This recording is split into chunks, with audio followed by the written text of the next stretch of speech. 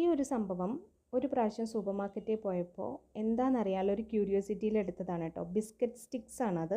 പെപ്പറോ crunchy, പെപ്പറോ original, അങ്ങനെയാണ് ആ പാക്കറ്റിലുള്ളത്.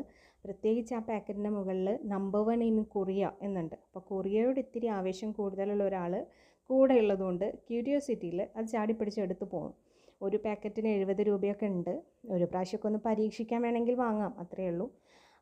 പിന്നെ ഇതിൻ്റെ ഉള്ളിൽ ശരിക്കും എനിക്ക് പൊളിച്ചപ്പോൾ ഇത് ഓർമ്മ വന്നത് നമ്മുടെ മത്താപ്പാണ്. വിഷുവിനൊക്കെ കത്തിക്കുന്ന, ഉരസി കത്തിക്കുന്ന മത്താപ്പില്ലേ, നല്ല പല കളറിലൊക്കെ തീപ്പൊരികളൊക്കെ വരുന്നത്.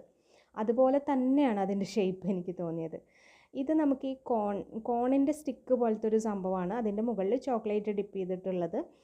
പിന്നെ മുകളിലാണ് ഈ പിരിപിരാന്നുള്ളത് നമ്മുടെ നട്ട്സാണ് കിടക്കുന്നത് കേട്ടോ. അപ്പോൾ ഇത് രണ്ടും നമുക്ക് കഴിക്കാം. സ്റ്റിക്കും കഴിക്കാൻ പറ്റുന്ന തന്നെയാണ്, കോൺ പോലെ ഇരിക്കും ടേസ്റ്റിൽ. പിന്നെ ഈ ഒറിജിനൽ എന്ന് പറഞ്ഞത് ഒന്നുമില്ല, ആ നട്ട്സ് ഇല്ലാത്ത പ്ലെയിൻ ആയിട്ടുള്ളത്, അത്ര തന്നെയുള്ളൂ. അപ്പോൾ ഒരു പരീക്ഷണത്തിന് വേണ്ടിയിട്ട് എടുത്തതാണ്. അവൾക്ക് ഇഷ്ടപ്പെട്ടു, കൊള്ളാം.